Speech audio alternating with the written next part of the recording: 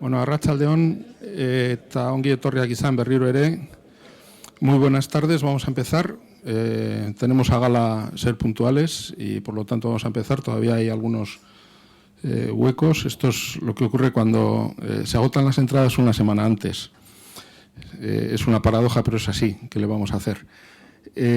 Antes de presentar a la persona que va a dar hoy la conferencia o la charla, ya dejo dicho dos cosas. Una, que hay unos papeles que ponemos para la gente que esté interesada en recibir información de las actividades de la Cátedra de Cultura Científica para que nos dejen los datos. Es la mejor manera de estar informados porque así les mandamos la información y saben lo que hay, lo que vamos haciendo, porque aparte de, lógicamente, lo que hacemos aquí, hacemos otras cosas. Y luego la segunda es que la siguiente Cienciateca será en el mes de mayo y el tema va a ser el dopaje. Bueno, como ya empezamos en la temporada de los deportes de verano al aire libre y todo esto, pues empiezan a salir en los medios de comunicación casos.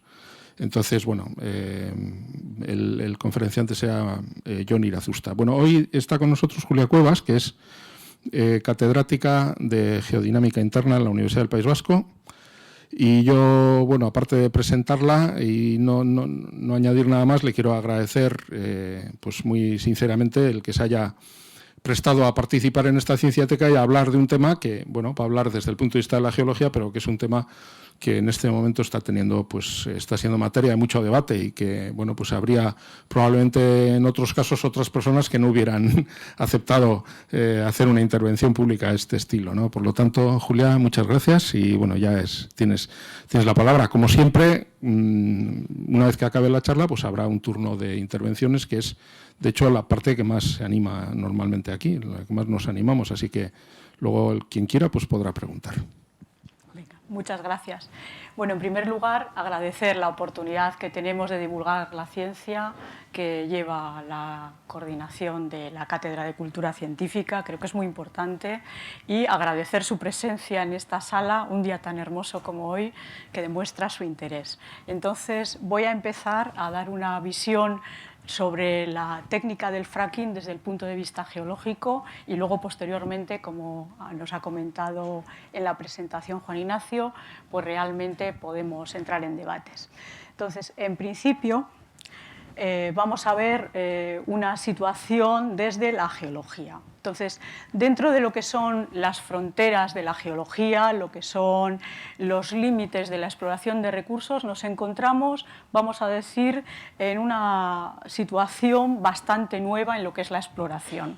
Es decir, que el desarrollo de estas técnicas están en principio admitidas o avanzadas de manera general desde el año 2000 hasta la actualidad. No es que no sean técnicas que no se hayan utilizado previamente, como vamos a ver, pero sí para la exploración de recursos que fundamentalmente son recursos de tipo energético. Entonces, desde un punto de vista general, sí que me gustaría resaltar que la geología es una ciencia en la que al hacer los estudios básicos muchas veces tenemos una aplicación muy inmediata, es decir, que tiene una frontera muy difusa entre lo que es una investigación básica y su aplicación. Y la siguiente cuestión, también bastante específica de la geología, es que muchos de los procesos que nosotros estudiamos científicamente no se pueden reproducir en laboratorio. Es decir, que fundamentalmente la manera de controlarlos es observarlos en el medio natural, sobre todo en las situaciones en las que estamos básicamente en lo que denominamos los geólogos como geología de superficie, es decir, en profundidades inferiores a los 5 kilómetros, como vamos a ver. Entonces, sí que les quiero comentar que los procesos de rotura de rocas para extraer elementos de las mismas por medio de agua, pues realmente se han hecho desde antiguo. Por ejemplo, en esta diapositiva que están viendo una imagen de las médulas. Las médulas que el año 97 la UNESCO lo proclamó Patrimonio de la Humanidad. En realidad es una zona que es el resultado de la extracción a gran escala de oro en una serie de elementos que eran fácilmente deleznables, que son los que están viendo ahí, que dan esos montículos, y que se fueron rompiendo por el proceso que se denominaba ruina Monzium, a partir de grandes canales de decenas de kilómetros que venían desde el Teleno y con pendientes de agua, represas, etcétera, para extraer el oro. Entonces, realmente en esa zona, que fue la mayor mina de cielo abierto que tuvieron los romanos para extraer oro, llegaron a trabajar más de 20.000 personas, y eso que ven ahí en el fondo es el resto, es una modificación del paisaje. Dicho esto, vamos a entrar básicamente en lo que se trata más precisamente la charla, y es, en primer lugar, lo que son los recursos de hidrocarburos, por un lado convencionales y no convencionales, a qué se le llama fracking, es decir, a qué llamamos actualmente fracking, y cuál es la revolución de la extracción de gas a partir de las lutitas, shale gas, y su desarrollo en Estados Unidos, que es donde realmente se ha desarrollado esta técnica. Entonces, voy a empezar por este esquema, es un esquema simple, para ver un poco qué son los hidrocarburos convencionales. Entonces, en principio, algunos tipos de rocas, que suelen ser lodos negros, se suelen formar en algunos tipos de ambientes y acaban siendo lo que se llaman las rocas generadoras a posteriori de hidrocarburos. Por ejemplo, pues actualmente en algunas zonas, como puedan ser el fondo del Mar Negro, o en algunas zonas de lagún, de mar abierto, por detrás de manglares, etc. Entonces, ese tipo de materiales, esos lodos negros, van a acabar siendo rocas originarias o que van a poder producir hidrocarburos, siempre y cuando sufran una serie de procesos más o menos complejos, que no voy a entrar en ellos. Necesitan un enterramiento, necesita que se suba la temperatura, y poco a poco esos hidrocarburos, en algunos casos, pueden migrar a otro tipo de rocas que están en posición más elevada y rellenar los poros de esas rocas. Entonces, si esas rocas finalmente están selladas por rocas impermeables, pueden acumularse ahí y tenemos los hidrocarburos convencionales. Entonces, podríamos tener al cabo del tiempo una roca que se llama roca almacén y que tiene, al final, puede tener petróleo, gas, lo que sea. Entonces, por tanto, en los hidrocarburos convencionales hemos tenido un proceso en el que parte de los hidrocarburos que se generaban en la roca fuente, en la roca madre, pues utilizando fracturas y otro tipo de procesos, han ido a la roca almacén. Entonces, si quedan entrampadas, si quedan selladas, están siempre a una cierta profundidad. Y a esta profundidad las rocas están sometidas a una presión, es decir, una presión que es fácil de calcular. Solamente la carga de materiales que está por encima de las rocas objeto de los hidrocarburos, pues se puede calcular fácilmente teniendo en cuenta la profundidad.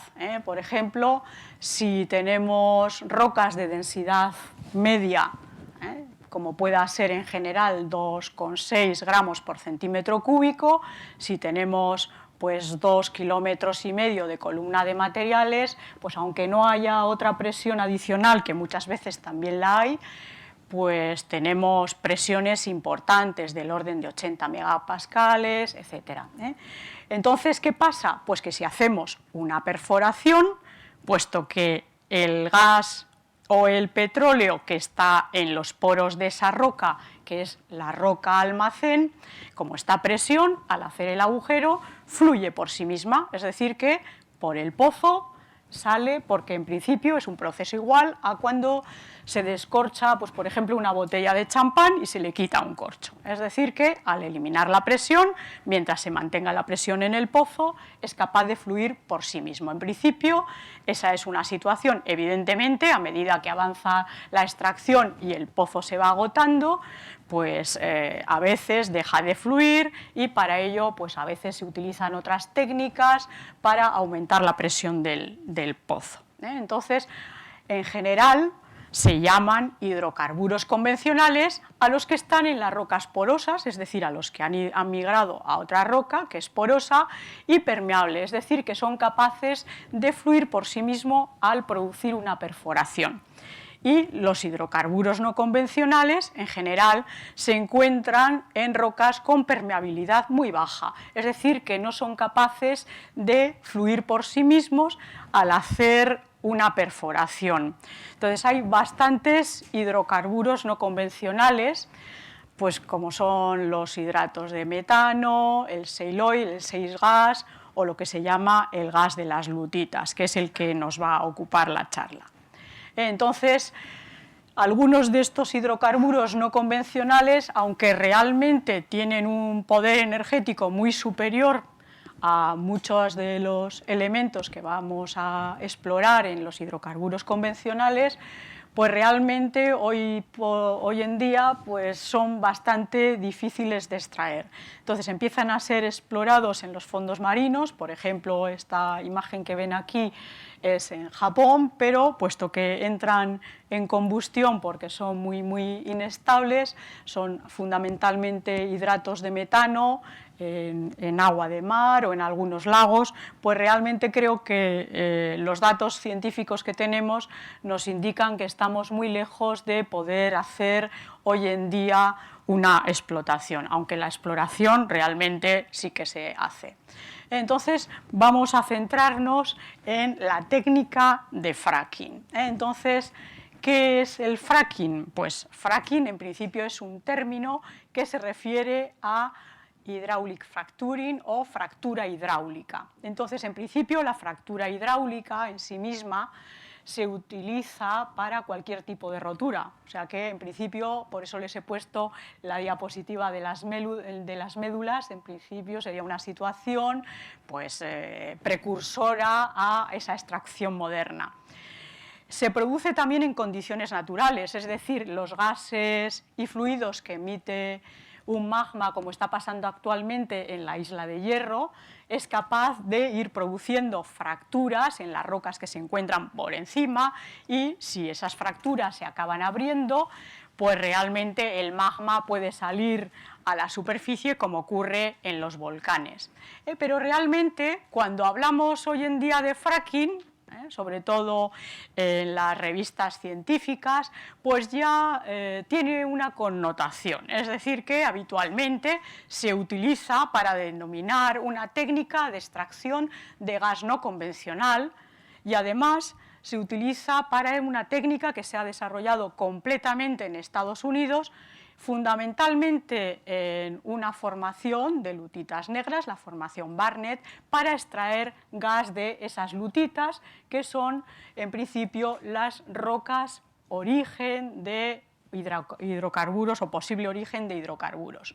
Entonces, consiste básicamente, lo siento, el rojo no se ve muy bien al parecer con los focos, consiste básicamente en dos cuestiones. En primer lugar, en fracturar a gran escala rocas que son impermeables para generar una permeabilidad artificial. Lo vamos a ver ahora. Entonces, ¿qué se hace para ello? Pues inyectar agua a alta presión en un pozo y además arena y una serie de aditivos químicos. Y en segundo lugar, la técnica, que en origen no hacía esto, actualmente lo que hace también son pozos muy poco inclinados dentro de los materiales, a poder ser horizontales, para atravesar el máximo de superficie y extraer así el máximo de gas posible de los poros de las rocas. Entonces, la técnica, como ven, es relativamente simple, aunque ha costado mucho perfeccionar, como vamos a ver. Y la segunda cuestión es qué representa el gas de las lutitas en Estados Unidos. Entonces, realmente hay una cuestión importante, les estoy poniendo un ejemplo de la Agencia Internacional de la Energía de 2011. Entonces, Estados Unidos es un gran consumidor energético y dentro de la energía de gas, y como ven, además, va aumentando el consumo a lo largo del tiempo. Entonces, a fecha 2009, que es cuando se ha hecho este primer control, hoy en día hay uno nuevo, pues realmente el gas de las lutitas representa ya el gas que extraemos por este sistema de fracking, más que todas las importaciones que realiza Estados Unidos, de tal manera que las previsiones son que en el año 2035 las importaciones sean cero para Estados Unidos de gas y que la producción de gas de las lutitas supere el 46% del total de ese consumo creciente que hemos estado viendo. Entonces, hay otras fuentes también de extracción de gas no convencional que no voy a entrar un poco en la cuestión. Entonces, vamos a ver un poco dónde están las cuencas fundamentales de extracción de gas en Estados Unidos, porque, tal y como les he comentado antes, la única manera de saber cómo se comportan estos reservorios y cómo responde la técnica es ver qué pasa. Entonces, si vemos las cuencas de Estados Unidos, podemos ver, en primer lugar, las zonas en las que actualmente se está extrayendo gas de las pizarras. Entonces, vemos aquí la formación Marcellus, las lutitas Marcellus, las lutitas Barnett, que es la que nos va a servir como cheque, y otra serie de cuencas que tenemos en esa zona, como Fayetteville, Woodford o la zona de Monterrey. Además, en toda esta zona norteamericana aparecen en tonos naranja todas las zonas en las que se está haciendo prospección, en esta zona de México, como pueden ver, y también en Canadá. Entonces, solamente les voy a llamar la atención en una cuestión, sobre todo porque puede salir luego en el debate, y es en el tamaño de las cuencas. Esta escala que tienen aquí está en millas, este pequeño trozo son 200 millas, entonces para que vean que son enormes extensiones de cuencas que tienen lutitas en las que se está produciendo la extracción actualmente. Entonces, bueno, si alguien se ha despistado un poco, pues una milla viene a ser como 1,6 kilómetros, es enorme. Entonces, vamos a ver un poco el aspecto de campo que tienen la lutita Barnett. Entonces, si ven la diapositiva, se me ha perdido un bolígrafo que había por aquí como contraste, es una roca hojosa de color negro y de aspecto aparente muy uniforme, es decir, que parece una roca que no tiene mayores problemas y en principio tiene una edad carbonífero, es decir, que tiene un poco más de 300 millones de años. Las lutitas que tienen gas en el mundo se pueden encontrar agrupadas en una serie de conjuntos y también les quiero llamar la atención sobre algunas zonas. Entonces, si se ve la zona de Norteamérica, se ve que en general la mayor parte de las reservas están en rocas carboníferas o devónicas, es decir, por debajo de los 300 millones de años, mientras que en Europa tenemos una importante cantidad de reservas que se encuentran en rocas más jóvenes. En principio, esta también es una diferencia importante, a pesar de que efectivamente haya otras zonas de edades comparables. Entonces, cuando se quiere hacer una exploración para saber, en principio, qué recursos tenemos, pues hay que hacer un estudio geológico muy completo. Un estudio geológico muy completo, y aquí les estoy poniendo el estudio que se hizo para la formación Barnett. En primer lugar, se hizo un estudio geológico básico, en el cual tenemos un estudio a la escala de la cuenca, se elaboraron mapas detallados, estudios de litofacies, petrofísicos, a escala de afloramiento, muestras, contenidos en querógeno, muestras de microscopía electrónica, etc. Es decir, que hay que hacer de lo que es una geología muy básica hasta estudiar todos los procesos de deposición, los entornos de depósito, geoquímica, mineralogía, litofacies, es decir, es un estudio geológico de niveles súper complejos y finalmente un estudio fino de fracturación y de emplazamiento a todas las escalas. Esta diapositiva se la estoy poniendo porque la formación Barnett, que acaban de ver en una foto de campo, que parecía tan homogénea, cuando uno la mira en detalle, resulta que no es tan homogénea. Entonces, si ven aquí esta escala, que está en centímetros, está arreglada en centímetros, pues ven que alternan capas muy frágiles, en las que se le ve fracturas naturales, con otras mucho más arcillosas, en las que no se ve que tengan fracturas naturales. Es decir, que lo que en principio es algo bastante homogéneo, pues realmente a escala centimétrica no es nada homogéneo. Entonces, esto es muy importante. ¿Por qué? Porque vamos a producir fracturación artificial en el método de fracking y realmente no va a responder todo el conjunto por igual. Es decir, unas fracturas se producen con una cierta facilidad en algunos conjuntos, mientras que en otros no. Hay que ver cómo se pueden propagar. La técnica es bastante cara. Para ello, pues bueno, se hacen montones de estudios.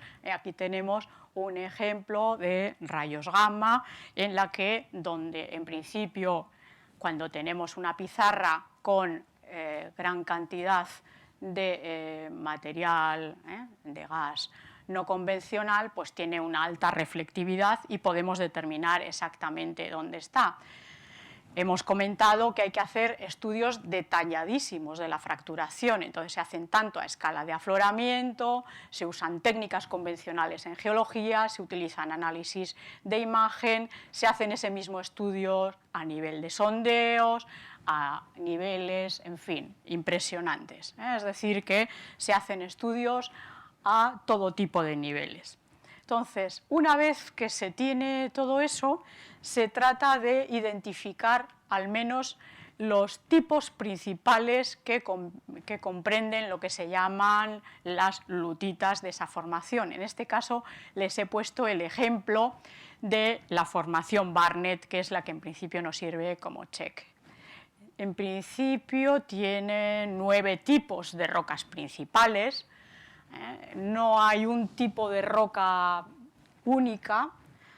Tenemos desde depósitos con gran cantidad de fosfatos, depósitos muy arcillosos, depósitos calcáreos, depósitos fosilíferos, en fin. Entonces, esta es una cuestión muy importante porque, además de los reservorios que se explotan actualmente en Estados Unidos, pues ninguno es igual al de al lado, es decir, que todos son diferentes, el reservorio Marcellus no funciona como el Barnett, etcétera, etcétera. Entonces, una vez que tenemos los estudios geológicos básicos, que tenemos un análisis geológico básico, lo que hacemos es un modelo convencional, de qué esperamos, cómo debe ser el reservorio, etcétera, y a partir de ahí se hace un estudio de sísmica muy detallado para tratar de confirmar la visión tridimensional, el modelado geodinámico y la comprobación. Entonces, con la sísmica tridimensional se acota bastante el modelado geológico y se empieza a elaborar un reservorio, un modelo de reservorio de la zona que queremos explorar. Entonces, a partir de ahí se hace una planificación de dónde se van a hacer sondeos para tratar de probar si esas zonas son realmente productivas o no.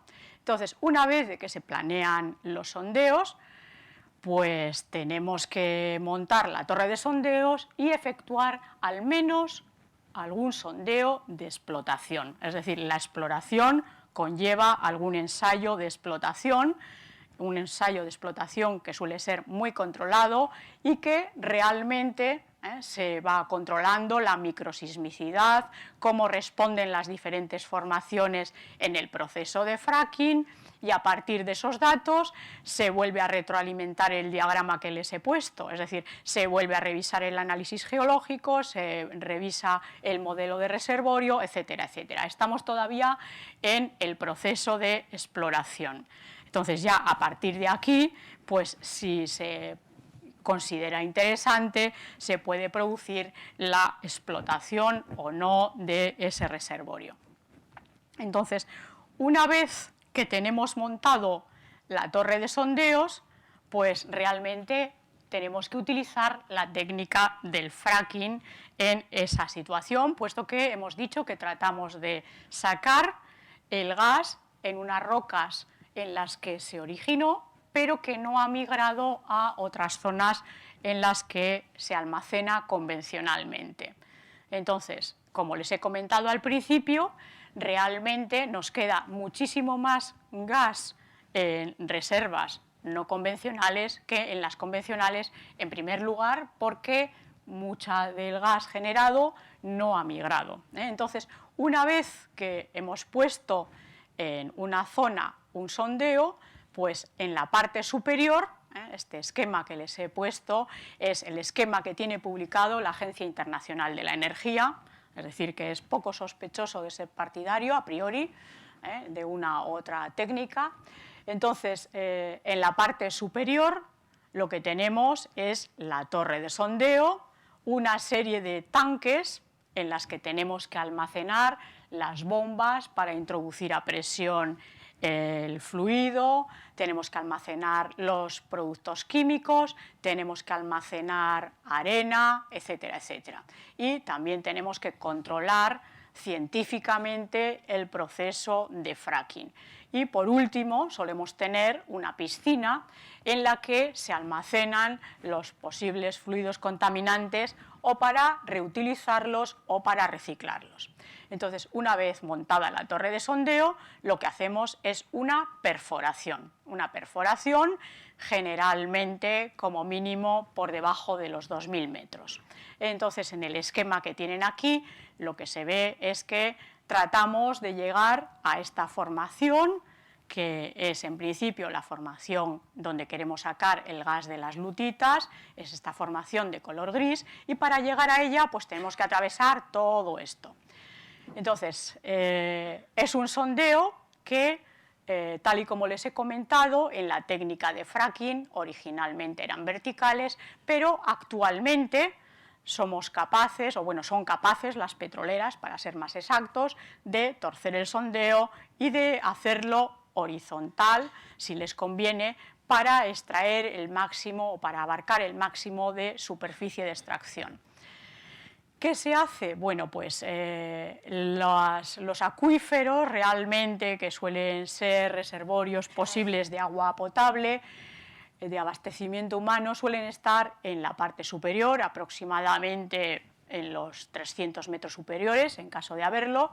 Bueno, pues en esa zona el sondeo actualmente en las técnicas de fracking se protege, es decir, que lo que se hace es cementarlos varias veces para que no haya problemas de rotura del tubo cuando se produce la inyección.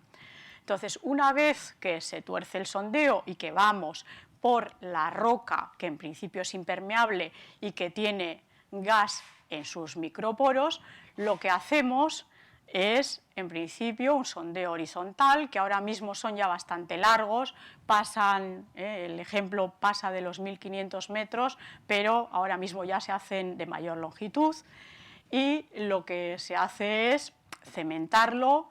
Luego se introducen unas cargas en esta zona para producir una serie de agujeros dentro del sondeo, y lo que se hace cuando eso se produce es inyectar desde la torre, se inyectan gran cantidad de fluidos, aproximadamente, como ven, unos 16.900 litros por minuto, con arena y productos químicos para producir la fracturación de esa roca, para poder conectar así los poros de esa roca. Entonces, en ese momento, pues el gas se puede liberar, entra por las fracturas al tubo, que tiene menor presión, y sale a la superficie y se recupera.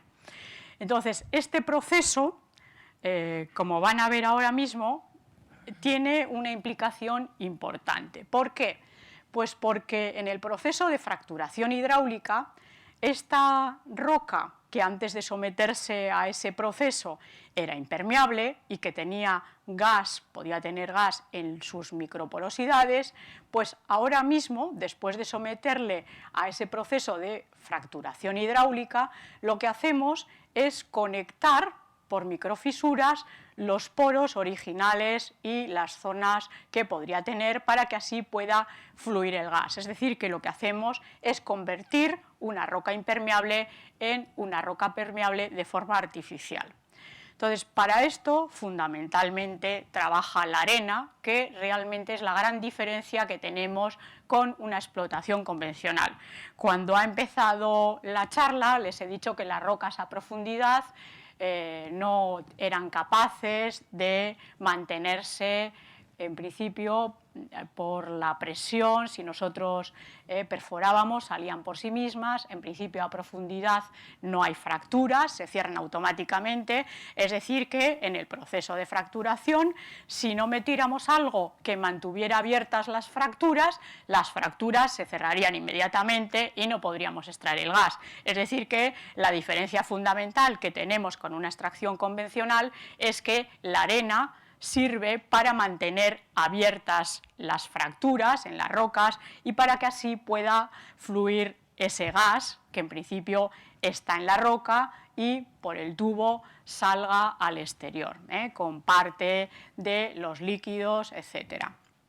Entonces, dentro de los principales riesgos que recoge la Agencia Internacional de la Energía, pues en principio, en este resumen de 2011, hay 3 tipos de riesgos. El primero de ellos es el de la emisión medioambiental al aire. Entonces, en principio, el metano asociado a la extracción del gas natural, pues en una proporción importante, acaba yendo, en una proporción, no voy a decir importante, sería más correcto decir no desdeñable, acaba yendo al aire. En segundo lugar, se comenta que se podrían producir procesos de contaminación de agua, potencialmente, por ejemplo, por contaminación de los acuíferos que en principio abastecen a las personas. Por 2 situaciones fundamentales, o porque efectivamente se produzca una rotura en el sondeo, o porque desde las zonas en las que estamos almacenando en superficie diversos elementos, pues hay algún escape y se pueda producir una contaminación, o por último, y a pesar de que nos encontramos bastante alejados, pues efectivamente, como en esta zona hay más presión que en la zona superior, pues efectivamente parte de los elementos que hemos dejado ahí abajo y que no hemos recuperado, arena, contaminantes, etcétera, que se han quedado en la roca que hemos sometido a fracking, pues pudieran moverse y alcanzar esos acuíferos.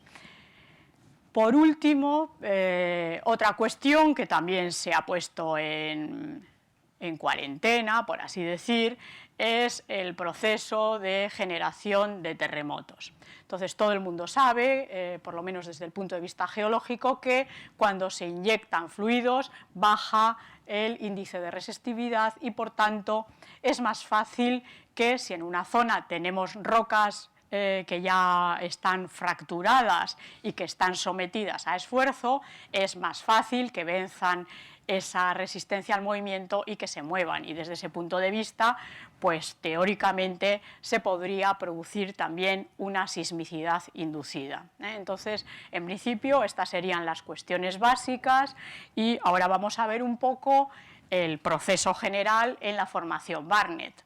Entonces, aquí están viendo una vista aérea de una zona en la formación Barnett, en la que están viendo la torre de perforación, la piscina donde se deja los fluidos contaminantes, los diversos tanques de almacenamiento de todo tipo y, bueno, pues como es habitual, se ha producido pues una explanación, hay una pista de acceso, hay camiones circulando, etcétera. Desde el punto de vista técnico, la perforación es igual que en cualquier perforación petrolera, es decir, no tiene ningún tipo de problema especial. Es decir, que, como están viendo ahí, unos operarios están metiendo tubos en la torre de perforación sin más. Lo que la hace diferente es la introducción de grandes cantidades de arena. Aquí están viendo las tolvas para producir el proceso de inyección con las bombas. Como pueden ver, en esta zona, a pesar de que se dice que se tiene un cuidado extremo, pues algo siempre se cae. Y el terreno en una zona donde se está produciendo la explotación, pues habitualmente hay que hacer una serie de pozos y entonces mientras se está produciendo la explotación hay que abrir pistas para hacer cada una de esas plataformas que hemos ido viendo y pues como ya ven más o menos cómo era el tamaño con los camiones, pues ya ven más o menos cómo está la zona. Y el subsuelo.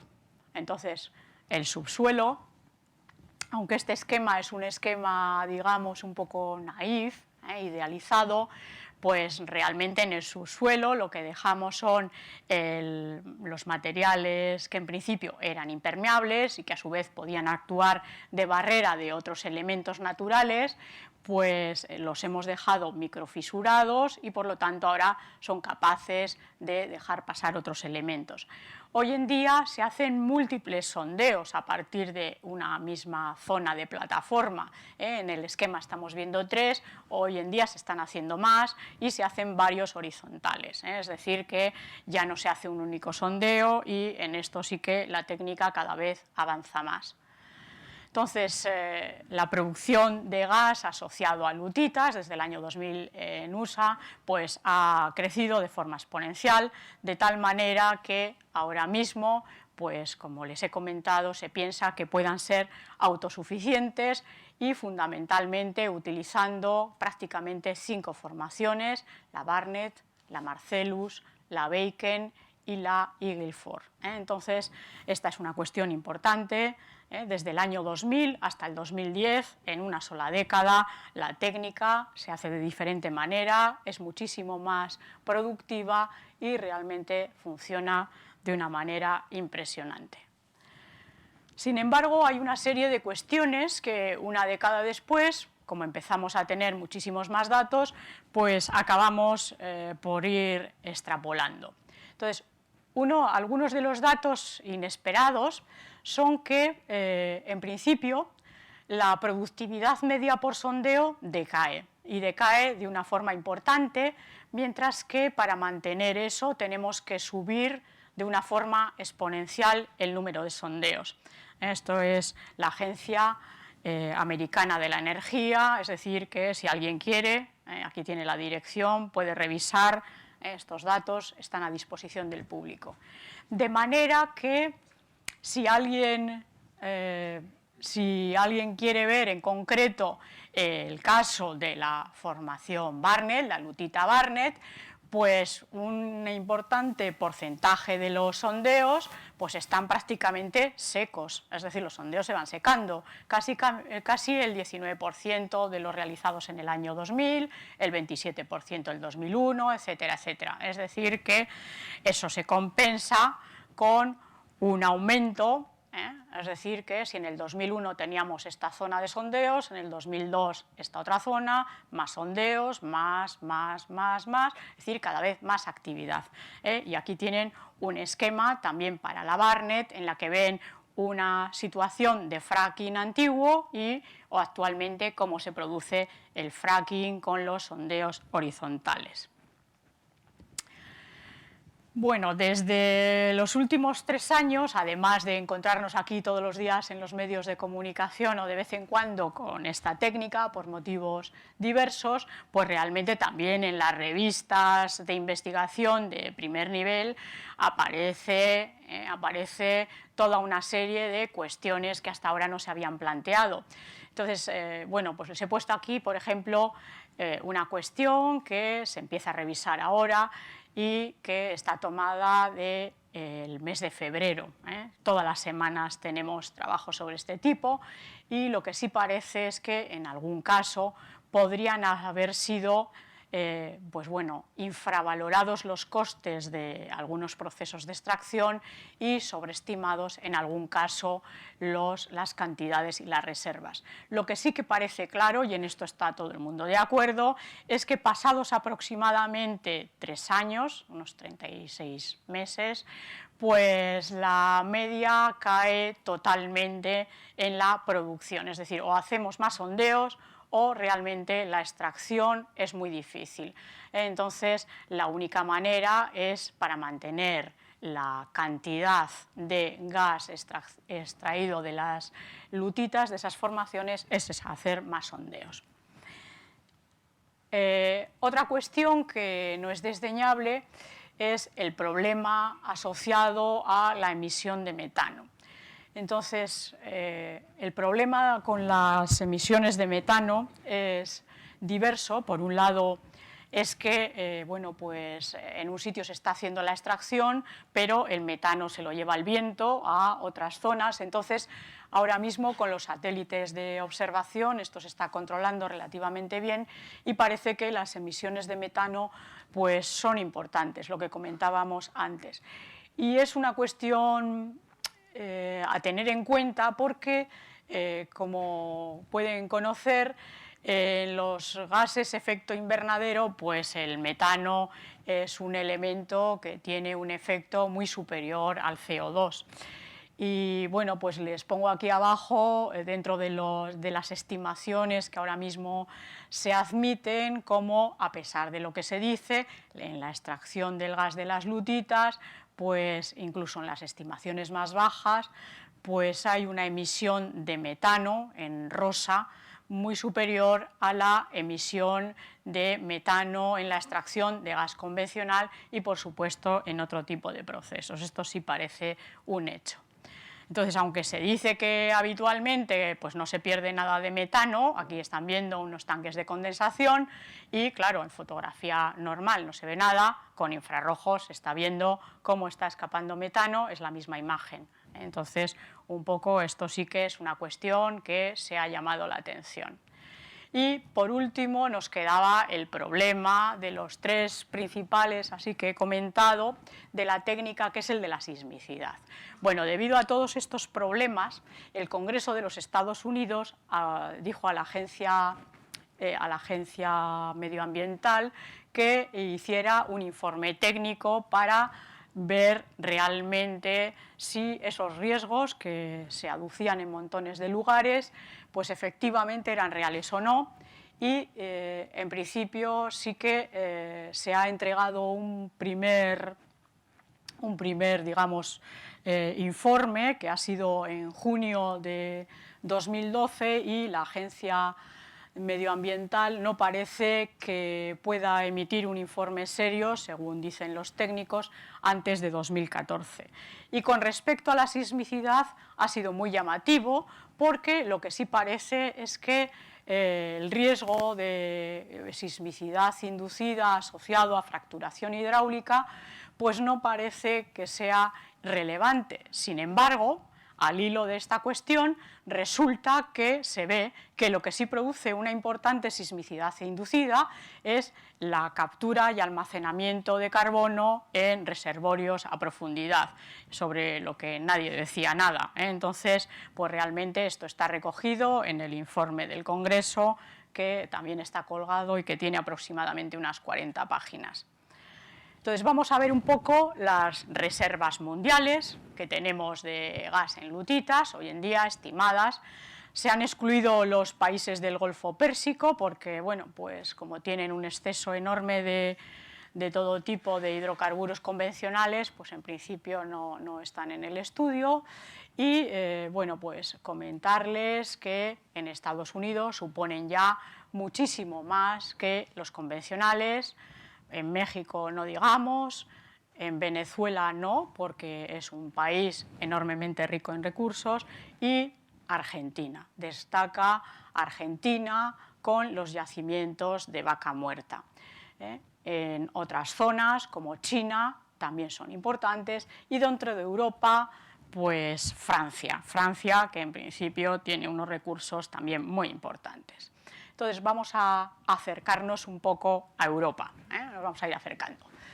Entonces, aquí están viendo un ejemplo de las cuencas, en principio, que serían susceptibles de tener lutitas con gas extraíble. Entonces, los geólogos sabemos que muchas de estas cuencas, en las edades del Devónico y del Carbonífero, estaban cercanas a las formaciones Marcellus, etcétera, de Estados Unidos, y que por lo tanto, si esas formaciones son ricas, pues estas también. Hay una diferencia fundamental, básicamente, no en todos los casos, pero sí básicamente, entre los reservorios de gas en lutitas de Europa y las de Estados Unidos. La primera de ellas es el tamaño. Estas cuencas son muy pequeñas en comparación a las cuencas americanas. Y en segundo lugar es la geología. También tienen una geología bastante más compleja de las formaciones que hemos estado viendo en los Estados Unidos. Y por último, pues Europa no tiene ningún tipo de técnica, es decir, que todas las técnicas de fracking están desarrolladas en Estados Unidos. Entonces, pues cerca de nosotros podemos ver como zonas interesantes la cuenca de Aquitania y la cuenca del Ebro, con zonas en las que hay recursos o ha habido recursos de hidrocarburos convencionales y que por lo tanto sabemos que debe de haber reservas de rocas que en principio eran el origen de esos recursos convencionales. Entonces aquí están marcadas más o menos en el trabajo de revisión de hidrocarburos.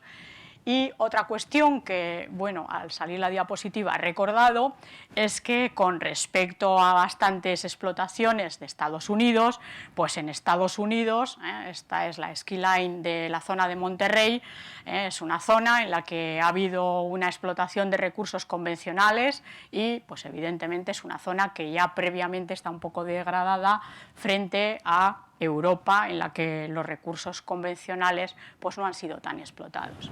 Entonces, un poco para ver cuál es la situación, a mediados de 2012 en Europa se había empezado la extracción en el Reino Unido y se paró porque la empresa Cuadrilla se vio que había generado algunos terremotos de muy baja magnitud, pero que provocaron alarma en la población y realmente eso indujo a una moratoria.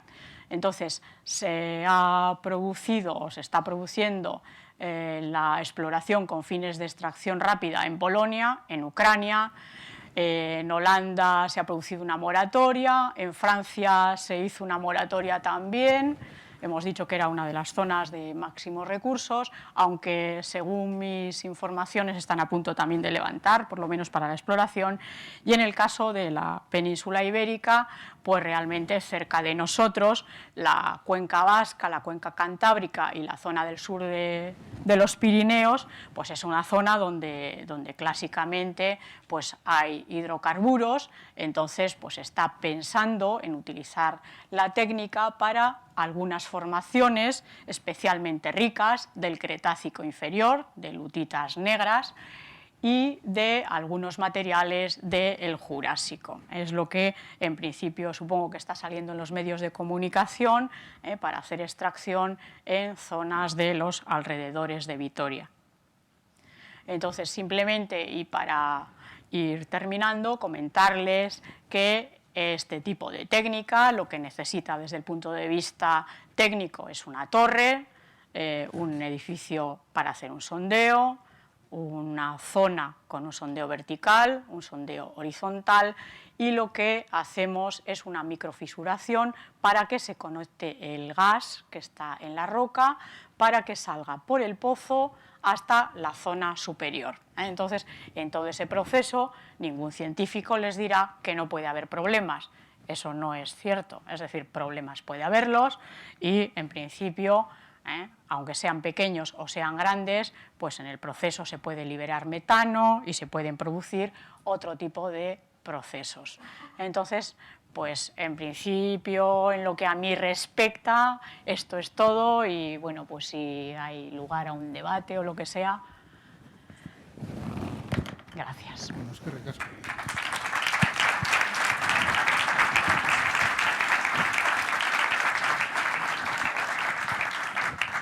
Muchas gracias y bueno, pues efectivamente ahora empieza el turno de preguntas, así que los que quieran preguntar que levanten la mano y les iremos pasando el micrófono. Hola, buenas tardes. Yo tengo una pregunta. El otro día leí que en la Comunidad de Cantabria se quería prohibir, o se había ya prohibido, de hecho, las futuras extracciones con fracking. ¿Cómo es el punto de vista del Ministerio de Industria y Energía en España? ¿Hay algún plan o una previsión? Lo desconozco, pero yo la idea que tengo, que es lo misma que supongo que tienen ustedes, es que yo no pertenezco al Ministerio de Industria. Entonces, en principio, lo que tengo oído es que el sistema de exploración se debe de estar a favor, o piensan que es un recurso no desdeñable, sobre todo porque el país es muy dependiente energéticamente. A partir de ahí, la explotación es otra cosa, supongo. Es decir, yo la idea que tengo es de que el Ministerio, sí, yo creo que dice que en principio es favorable a la exploración, pero lo desconozco. Yo sí que he oído que algunas comunidades autónomas sí. Creo que Qatar, de hecho, lo acaban de prohibir han tratado de días. prohibirlo. No sé si realmente tienen competencias para ello, o sea, no tengo ni idea. Yo, desde el punto de vista de legislación, creo que sé mucho menos que ustedes, probablemente.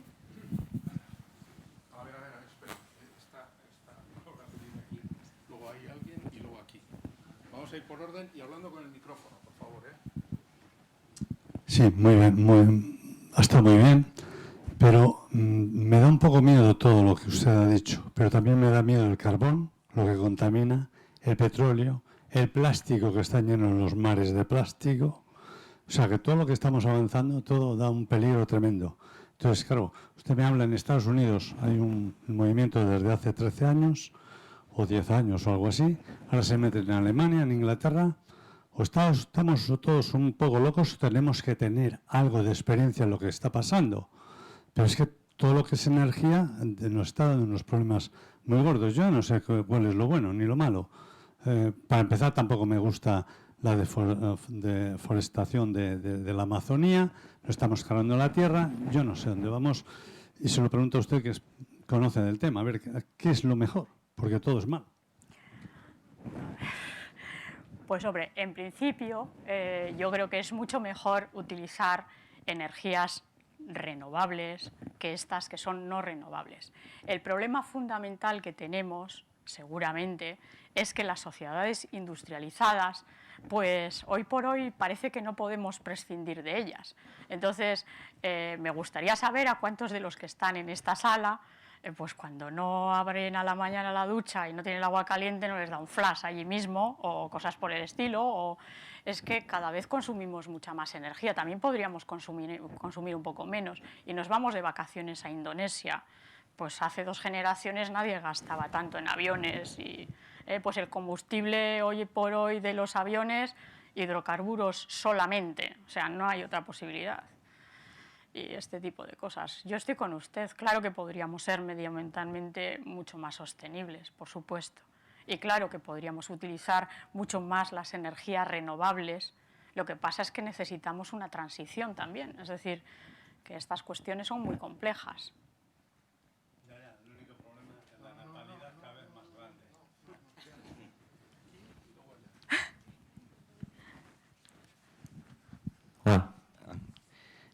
Bueno, gracias por la presentación. Me ha parecido muy interesante. Yo hay una cosa que ha comentado aquí, alguien del gobierno de Cantabria, que lo han prohibido. Efectivamente, el gobierno de Cantabria ha prohibido, y lo ha prohibido en base a las competencias medioambientales que tiene la comunidad autónoma, ¿vale? Hay otra cosa que se ha dicho en la presentación, que es que en Francia hay una moratoria. Yo quería puntualizar este hecho. En Francia no hay una moratoria. En Francia lo que hay es una prohibición. Hay una ley de julio del 2011 que prohíbe utilizar la técnica de fractura hidráulica. Y después también se ha dicho el tema de qué piensa el Gobierno de España. Yo creo que el mejor representante en esta cuestión de lo que dice el Gobierno de España es el ministro de Industria, José Manuel Soria, que dice que esta oportunidad no se puede perder. Eso es lo que he oído yo. Que esta oportunidad no se puede perder y también ha dado un paso interesante el Gobierno de España llevando todos los pozos que estaban proyectados a un procedimiento completo de estudio de impacto ambiental. Han modificado la ley de estudio de impacto ambiental y parece que se lo van a tomar con un poco más de cuidado porque los primeros pozos estaban siendo dados sin haber sido sometidos a estudio de impacto ambiental. Sin más, hay varias cosas. Hay una cosa que quería comentar de la presentación. Has puesto al principio una diapositiva en la que se veía lo que ha evolucionado el shale gas o la proporción de shale gas que está consumiendo Estados Unidos ahora mismo y la proporción que se supone que va a consumir en el 2035, 2030, 2035, ¿vale? A mí me parece importante decir que la realidad de producción, la que da el Energy Outlook que se ha puesto ahí, es de un 14% para el 2011, ahora ha subido algo, pero a partir de ahí son todo... 2009, perdona. Yo lo que te he puesto ahí, cuando te he Sí. puesto eso, era 2009. Bien, es decir, ahora mismo estamos en 2013, es decir, se ve si esa curva se cumple o no. Sí, hay una parte de curva que se ha cumplido, pero el resto de curva del 2011 o 2012, que podemos tener datos ya, hasta 2035, 2040, que se está proyectando, es simplemente una proyección. Lo digo porque también ha habido otra diapositiva que ha sido muy interesante de David Hughes, que es una persona que ha estado estudiando todo esto mucho, y David Hughes, en su informe de febrero, lo que ha dicho es que esas proyecciones no se van a cumplir, que se ha ido a explotar las áreas más, las core áreas que llaman, las áreas que tienen más gas, y que en cuanto se están saliendo de ahí la producción está cayendo en picado. Simplemente lo quería dejar como advertencia. Y bueno, habría muchas más cosas para hablar, que te pero... interrumpa sobre esto que acabas de decir, pero eso que acabas de afirmar lo has afirmado tú, es decir, desde el punto de vista geológico, esa afirmación que has hecho de que son las áreas más ricas no es cierto. Es decir, las áreas más ricas ahora mismo no están en explotación. No. Seguro, ¿eh? O sea, además te lo puedo decir con total seguridad. Me refiero a David Hughes, lo que ha hecho es analizar los datos de 63.000 pozos de fracking y lo que ha hecho es sacar unas conclusiones a partir de lo que ha estudiado. Entonces, él lo que dice es que las proyecciones que se han hecho sobre lo que le llaman las core áreas, que son las áreas centrales de los yacimientos, donde mejor producción estaban dando. Y ese ejemplo donde mejor se está viendo es en Haynesville, que era el sitio donde más se estaba produciendo y ya está empezando a caer la producción a pesar de que la cantidad de pozos está subiendo. Bueno, digo, no quiero acaparar tampoco, digo, paso, luego me gustaría intervenir otra vez si es posible. Bueno.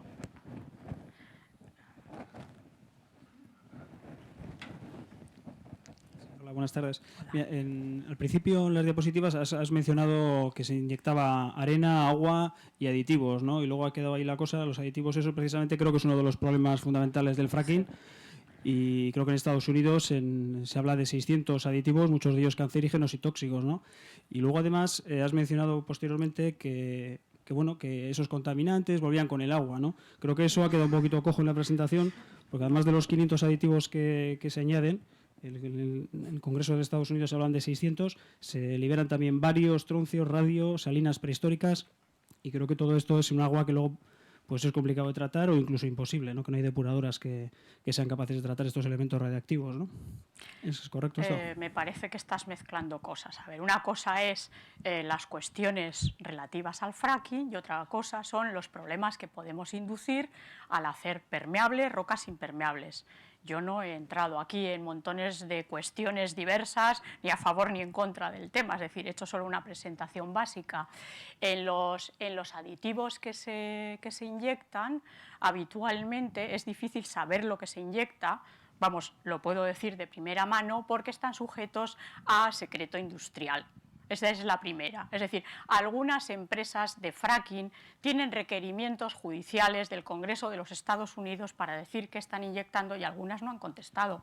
Es decir, que eso... No, es que quiero decir que es que algunas cosas que se dicen, o sea, se saben algunas cosas que se meten y hay otras cosas que se dice que se meten, y que posiblemente sea cierto, pero que no lo sabemos. Es que están sujetas a secreto industrial y no hay manera de saber qué es lo que se inyecta ahí. Si buscas en el Congreso de Estados Unidos, Demócratas, busca lo que quieras, que hay requerimientos judiciales y te puedo decir que, por ejemplo, la empresa Halliburton no ha contestado. Es que es una cuestión fundamental, es decir, que requerimientos judiciales y que les ampara la ley porque es secreto industrial, que yo no sé tampoco cómo funcionan las leyes en Estados Unidos. Yo pero ese documento lo he visto en Internet. Sí, pero es que en Internet circulan cosas increíbles del también, sello del Congreso de los Yo Estados te puedo Unidos. decir porque al preparar esto, una de las cosas que he hecho es una búsqueda en Internet y como geóloga, verdaderamente, algunas de las cosas que circulan en Internet no son reales. O sea, otras sí, y otras son fenomenales, y otras cosas que son reales no se entienden bien. Es decir, que algunas de las cuestiones que me estás diciendo, pues realmente en una roca impermeable ahora mismo está sirviendo de barrera a elementos naturales que pueden tener rocas por debajo y que verdaderamente nosotros somos unos elementos bastante delicados, la verdad, somos muy sensibles a muchísimos elementos, es decir que yo personalmente creo que algunos problemas no son exactamente eso, sino que, por ejemplo, algunas de las cuestiones de la exploración pues no se pueden detectar y, por ejemplo, no se pueden detectar ni con sísmica ni nada el que haya zonas de cizalla por las que puedan circular cosas, etcétera. Y eso no se puede detectar. Los elementos radiactivos es cierto que se liberan. Los elementos radiactivos, si las rocas las tienen, claro que se liberan, y hoy en día también. Es decir, hoy en día, por ejemplo, uno va a Zamora con un contador Geiger y se cree uno que está dentro de un reactor nuclear. Es que le pasa el elemento de 100 y pico, pero rápidamente. Es que hay uranio natural. Es que yo tengo muestras en el departamento que apaga usted la luz y ve, son fluorescentes. Es que tiene autunita natural. Es que eso es así. Es que las rocas tienen esos elementos.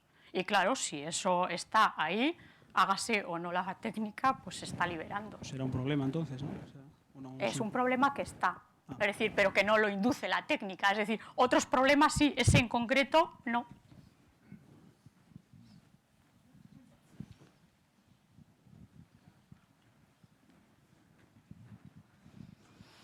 Hola. En el New York Times ha aparecido que se está habiendo estudios económicos que dicen que se puede dar una burbuja del gas igual que se ha dado una burbuja de la construcción. Y esa burbuja, por lo que yo he leído, también se ha dado en Polonia, que se empezó a dar la técnica y después la compañía que se intentaba, que se había hecho cargo, se ha salido del yacimiento. A ver si tiene algún comentario. Sí, esto es muy fácil de responder. A ver, estas técnicas no serían rentables antes de los años 70. Es decir, con un precio barato de los hidrocarburos, esto es carísimo. Es decir, que es evidente. Entonces, se está yendo a procesos cada vez más caros y más costosos, incluso en los hidrocarburos convencionales. O sea, hacer unas técnicas de extracción como se están haciendo en el Mar del Norte o en zonas de plataformas a 6.000 metros en Brasil, eso tiene un coste enorme. O sea, es que realmente el hacer rentable o no rentable somos nosotros. Es decir, si pagamos la energía a un precio que sea rentable, pues adelante. Ese es el tema. El tema somos las sociedades. Es decir, si no fuera rentable, ya le aseguro que las empresas no son ONGs. Eso es evidente, o sea, que van a tratar, es verdad que de vez en cuando quiebran, ya tenemos ejemplos, pero realmente, en general, van a sacar rendimiento, a sacar ganancias. Eso es evidente. Sí, no, eso es lo que le estoy comentando. Para el caso de Polonia es extraíble a cualquier otra, o extrapolable a cualquier otra situación.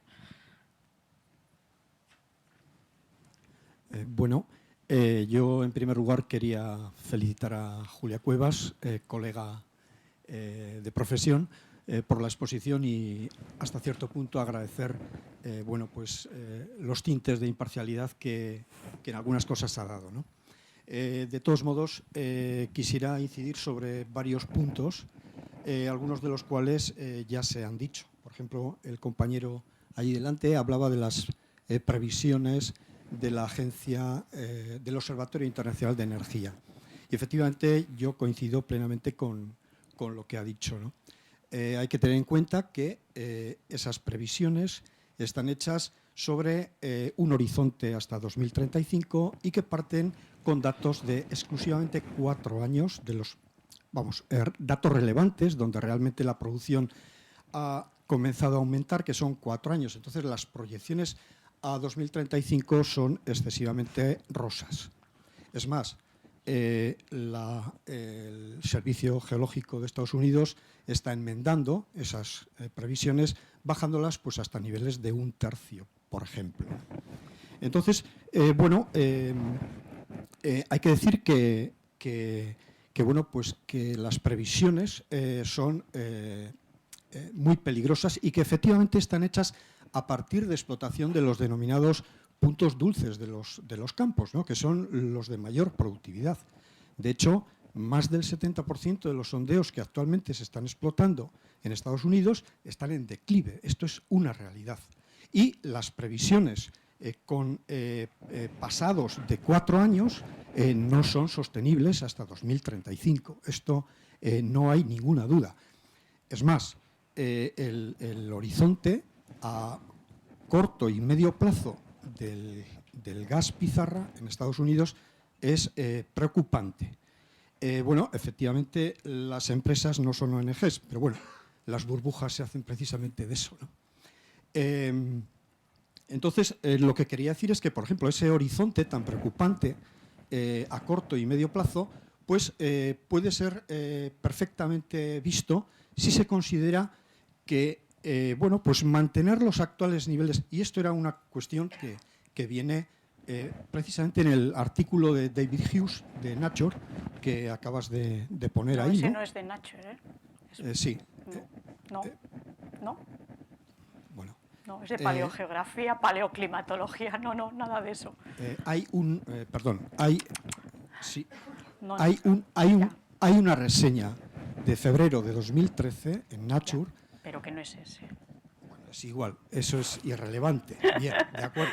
Es que te doy hasta ese margen, pero bueno, no iba por ahí. Lo que quiero decir es que David Hughes lo que manifiesta en su artículo es que para mantener los niveles actuales de producción es necesario construir 8.000 nuevos pozos al año en Estados Unidos. Esos 8.000 nuevos pozos, a un coste medio de aproximadamente $5,5 millones por pozo, significa un coste de $42.000 millones en un año para mantener la producción. Bueno, el contraste a esas cifras las da que el beneficio, la venta del gas natural, del gas pizarra del año 2011 alcanzó $32.000 millones de beneficio. Es decir, hay 9.000 millones de déficit calculado para mantener al actual precio de $3,4 por 1.000 pies cúbicos el precio del gas. Es decir, eso es la previsión de mantenimiento de los actuales datos de producción. Entonces, repito, las previsiones del Observatorio Internacional de la Energía son excesivamente optimistas y es necesario un replanteamiento de las mismas. Por último, hay además algunas cuestiones sobre el impacto ambiental de la técnica que no se ha hablado y que quizás no sea el momento ni haya tiempo para referirse a ello, pero que deben ser tenidas muy en cuenta. Respecto a qué hacer entonces en el futuro energético, pues no tenemos más que ver, pues por ejemplo, los estudios recientes del Instituto McKinsey, que es el consulting empresarial más importante del mundo, que dice que sería posible un ahorro del 30% en 2030 de las previsiones de consumo de energía, simplemente con técnicas y dirigiéndose hacia el ahorro y la eficiencia energética. Nada más. ¿Ya? ¿Puedo contestar? Bueno, la primera cuestión es, bueno, voy a contestar a mi compañero de la sección dos cuestiones que creo que son erróneas. La primera de ellas es que las perspectivas, la proyección que he puesto yo ahí, efectivamente estaba de la Agencia Internacional de la Energía americana a 2035, pero no era una proyección solo con los datos de tal. Yo te he puesto luego la de las 5 principales formaciones americanas y te he puesto la proyección de los últimos 15 años. Es decir, que la revolución es de la última década y se ve que se ha cumplido hasta ahora todo eso. Segundo, no son las zonas doradas. Tercero, yo sí que he dicho, y lo he dicho bien claramente, que los sondeos son improductivos y he dicho cómo se estaba solucionando eso, evidentemente, con muchos más sondeos.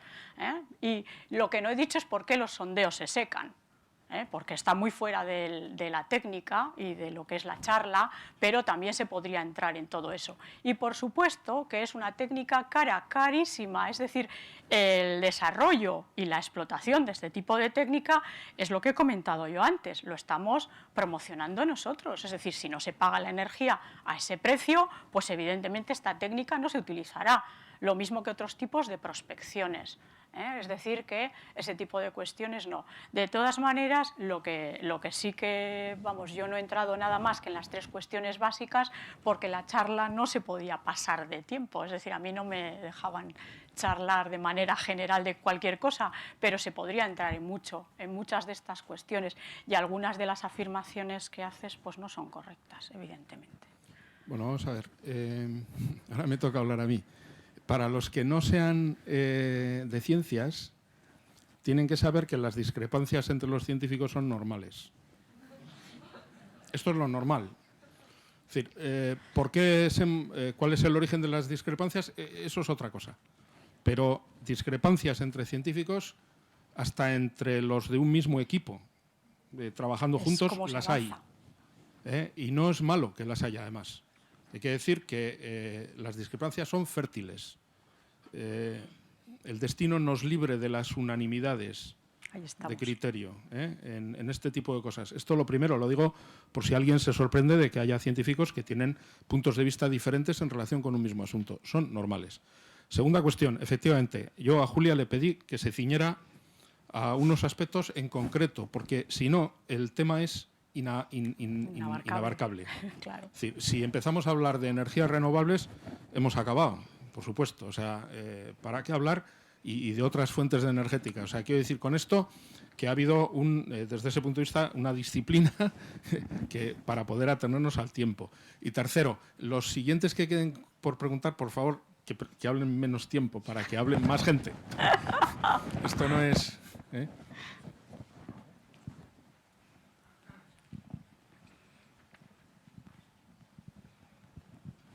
Hola, buenas tardes. Hola.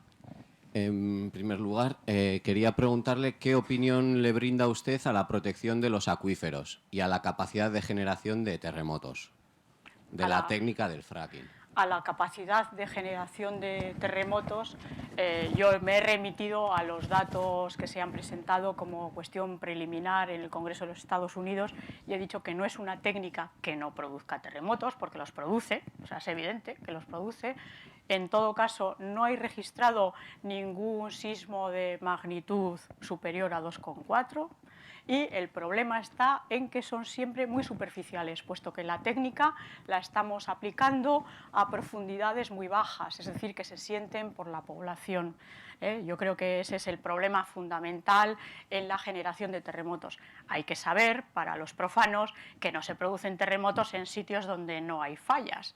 Es decir, que esos terremotos se podrían producir de forma natural, lo que pasa es que sí parece que la inyección de fluidos favorece ese movimiento. Eso libera automáticamente el estrés, pero el estrés, es decir, esa capacidad de movimiento, estaba ya en la roca. Es decir, que lo que no generamos son sismos artificiales, como puedan ser, pues yo qué sé, en las explosiones nucleares o en otro tipo de cuestiones. Cuando dice la capacidad de movimiento, ¿se refiere a la arena que se mete dentro para que se pueda...? No, a los fluidos. La arena no hace nada más que sostener las fisuras. Que se crean. Las fisuras que se crean de forma artificial, eso es. Ajá. Pero esas no me generan terremotos, no se preocupe, de esas no me preocupo nada. Las fracturas de las rocas, las importantes, son las que me van a producir los terremotos. Esas fisuras no. Esas fisuras, como máximo, aunque estén poros interconectados, por lo que sabemos, no llegan nunca a los 300 metros. Esas no son las que nos producen la sismicidad. Nos produce la inyección de fluidos en zonas en las que la roca ya está fracturada y que, como estaba comentando antes, eso sí que es muy difícil de detectar en el proceso de exploración. Es decir, que podríamos tener aquí una falla importante que no tuviera movimiento histórico, podríamos, es decir, la falla de San Andrés, de California, bueno, pues que no hubiera tenido un movimiento histórico en los últimos, vamos a poner, 30.000 años, por lo tanto no conocemos ningún tipo de efecto aparente y a la hora de inyectar, pues va y resulte que estaba sometida a estrés y tenga un pequeño movimiento. Como procesos de prevención de sismos, en algunos lugares se ha tratado de introducir fluidos en zonas sísmicamente inestables para que haya pequeños sismos, para que no se dé uno grande. Quiero decir que el proceso ese es muy conocido y ese riesgo existe. Y de hecho, la moratoria del Reino Unido está basada en el problema de la empresa esta de Cuadrilla, porque generó sismicidad de 2,3, 2,4 y produjo alarma en la población y el gobierno paró el proceso. Ahora mismo no sé en qué situación está exactamente, pero eso sí que fue una causa, porque al final los que deciden o no deciden las cosas nunca son los científicos, son los políticos, es decir, son nuestros representantes los que deciden lo que se hace. Y sobre lo del agua y la protección de los manantiales o incluso de las propias cuevas sin agua que pueda haber. Pues en principio los datos que hay, los datos es que mayoritariamente hay algún caso sospechoso, pero no hay casos fiables de contaminación en exploraciones modernas. Lo que no quiere decir que no haya riesgo, ojo, Cuando dice fiable se refiere a que no está 100% demostrado que ha sido esa empresa. Exactamente, a eso me refiero. Es decir, cuando hablamos desde el punto de vista científico... Sería muy raro que hubiera sido cualquier otra persona que se haya puesto a hacer. No, que podría haber habido otro proceso que lo hubiera generado. Es decir, que las contaminaciones a veces en algunas zonas son complejas de dictaminar. Entonces, ese tipo de cuestiones, ya le digo, yo jamás le diré que no hay riesgo cero en algo, porque soy científica precisamente. Siempre diré que hay riesgo, que tal, que cual. Ya me puede perdonar por mi incultura. No, en absoluto. O sea que el problema está en valorar si algún tipo de riesgo merece la pena. Mira, le voy a poner un ejemplo sencillo, que vamos a entender todos los de la sala. Cuando una persona tiene un cáncer, a veces lo tienen que radiar. Entonces, eso es malo, es malísimo. Y a veces hay accidentes en el proceso de radiación, pues de vez en cuando hay problemas. Pero, entonces nadie va a decir que eso no tiene riesgos y uno firma cuando va al médico que ese proceso pues tiene problemas. Pero realmente depende de la situación, uno valora y dice, bueno, pues creo que sería mejor someterme a eso a pesar del riesgo. Entonces, esas son las cuestiones. Entonces, la valoración no la hacen nunca los científicos finalmente, sino que son la sociedad la que valora las cuestiones.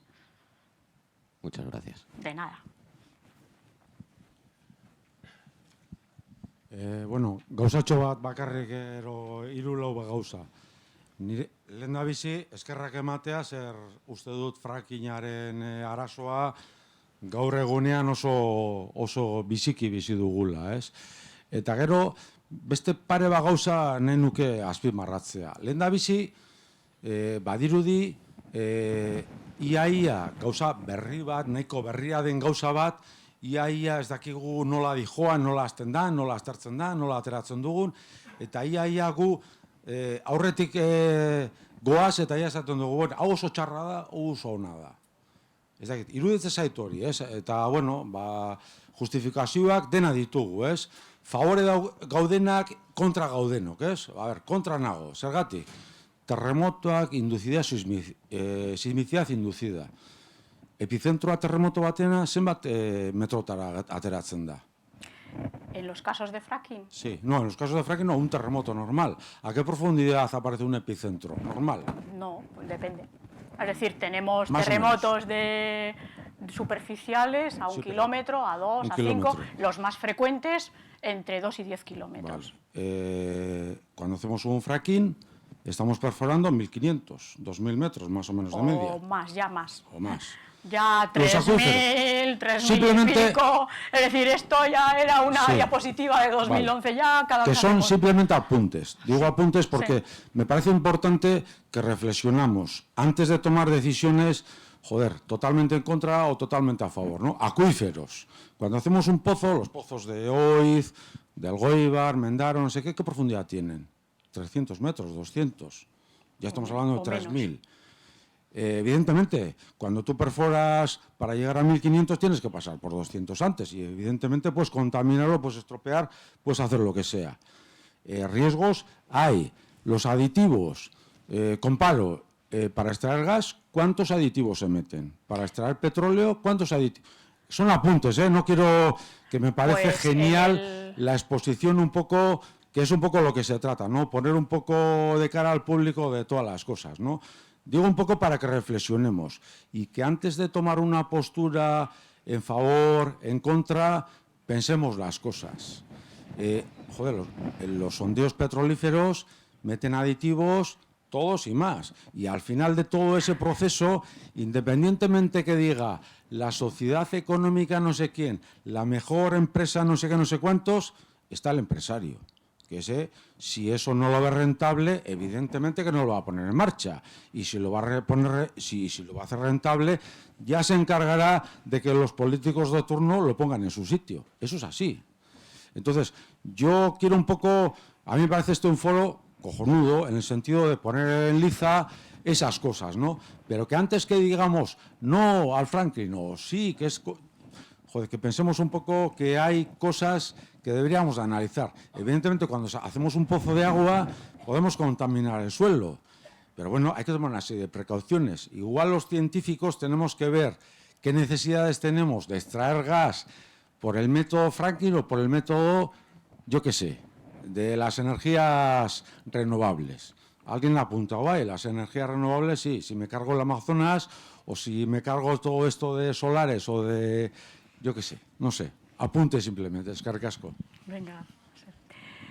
Bueno, contestar a lo que has comentado, que yo en la extracción convencional no he entrado, pero evidentemente en el proceso de extracción convencional, cuando los pozos se están agotando, se estimulan de la misma manera que en el no convencional, con los mismos elementos, los mismos aditivos, los mismos procesos sometidos a sequestro industrial, excepto la arena. Y creo que lo he dicho en la exposición, o sea, he sido creo que bastante clara.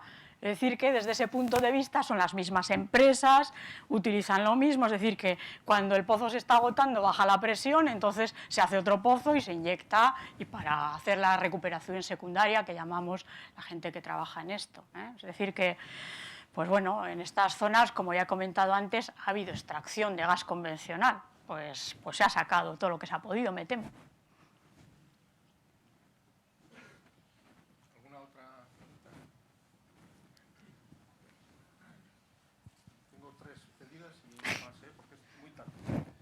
Bueno, sí, hola, lo único decir un poquito a la profesora que si quiere le puedo pasar una lista que solamente tengo aquí de compuestos, de lo que le comentaba del Congreso de Estados Unidos, y respecto al terremoto, pues que me ha comentado que solamente había terremotos de 2 y escala 3.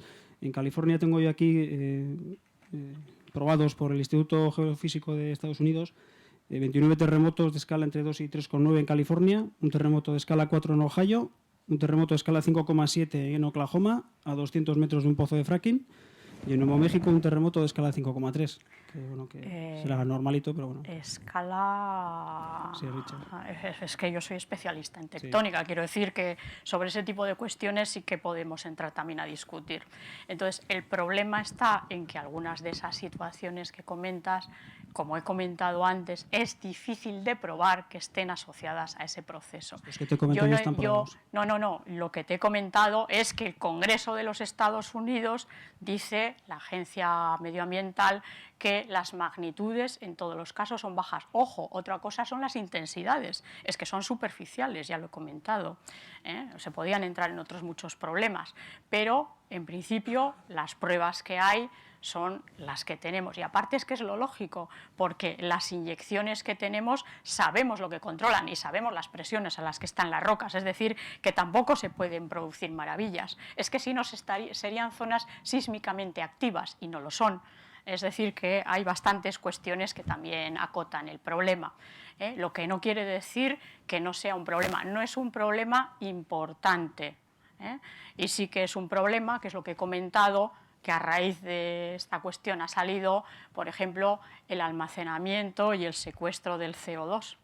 Que eso sí que era una cuestión completamente inesperada y desde el punto de vista científico sí que se está probando. Entonces, sin embargo, esto desde el punto de vista medioambiental está muy bien visto, porque claro, como estamos generando efectos, montones de gases de efecto invernadero, entonces yo simplemente a la hora de hacer esta exposición, que sepan ustedes que no creo que nadie en la sala sepa cuál es mi postura con respecto a la técnica. Yo simplemente he dicho las cuestiones básicas y seguramente no tienen ni idea de cuál es mi postura, ni la diré en público.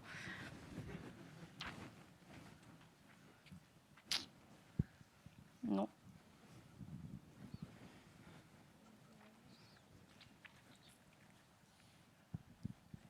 Muchas gracias por la charla.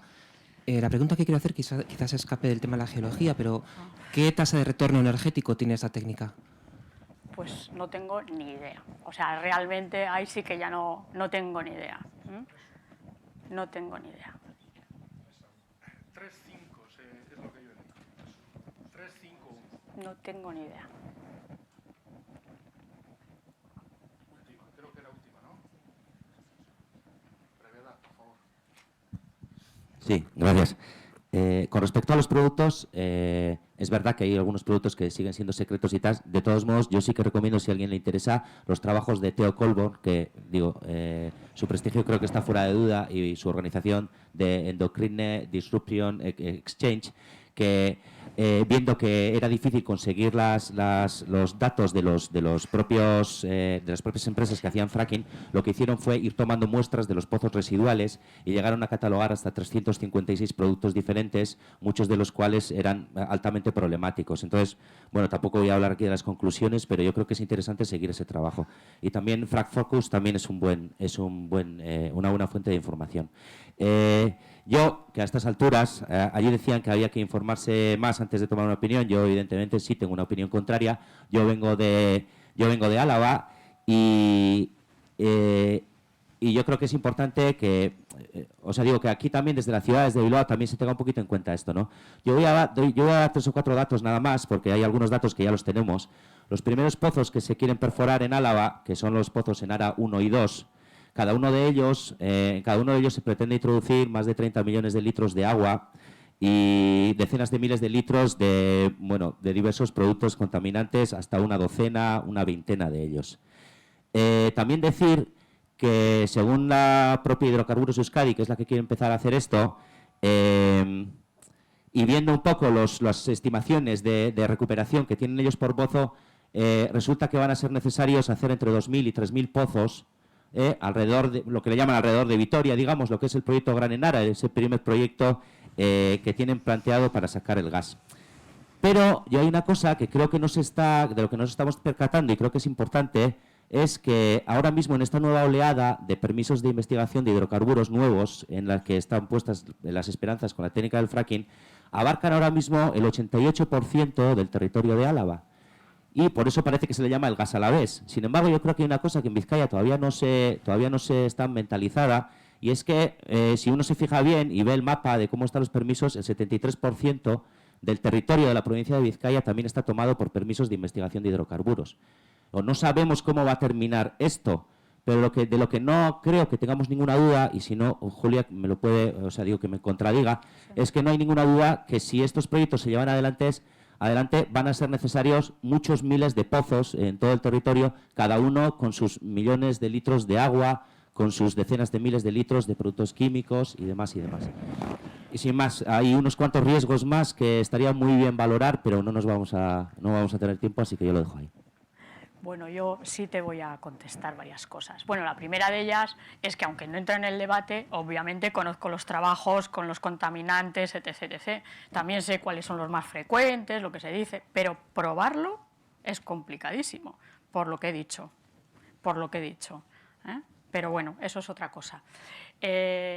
Con respecto a los pozos, yo creo que hay aquí dos problemas.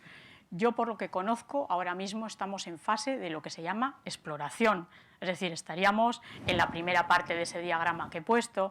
Es decir, que como máximo, supongo, habría que hacer, no lo sé, yo es que no conozco el proyecto de Sociedad de Hidrocarburos, pero como máximo habría que hacer 1 o 2 pozos para comprobar eso, y a partir de ahí hablamos de explotación, y eso es otra cosa. Es decir, una cosa es exploración, con toda esa organización geológica, caracterización y los ensayos de explotación, y otra cosa es lo que ya una vez de que ya no tengamos unos recursos, porque ahora esto es, supongo yo, que una nube, es decir, creemos que hay no sé qué, ya cuando hablemos de reservas y realmente cuando se vea cómo hay que atacar esa situación es cuando se podrá hablar. Yo personalmente creo que en un estadio de investigación no se van a hacer, vamos, por lo que conozco, no se pueden hacer ese número de pozos, sería la ruina.